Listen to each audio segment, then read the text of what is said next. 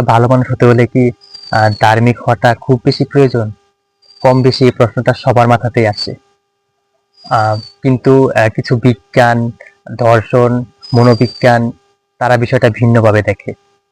গবেষণায় দেখা যায় নৈতিকতা আসে সহমর্মিতা, সামাজিক শিক্ষা, পারস্পরিক নির্ভরতা থেকে। শিশুরা ধর্ম শেখার আগেই ন্যায়, অন্যায়, ভালো মন্দ এসব বুঝতে পারে। ফিনল্যান্ড, নরওয়ে, ডেনমার্ক আরো ইত্যাদি দেশগুলোতে ধার্মিক লোকের সংখ্যা খুবই কম, কিন্তু সেখানে মানবাধিকার অনেক বেশি শক্তিশালী, দুর্নীতি কম, আহ, অপরাধ কম ইত্যাদি। অর্থাৎ ধার্মিকতা নৈতিকতার একমাত্র উৎস নয়, ধার্মিকতা নৈতিকতার উৎস, এই ধারণাও পুরোপুরি ভুল।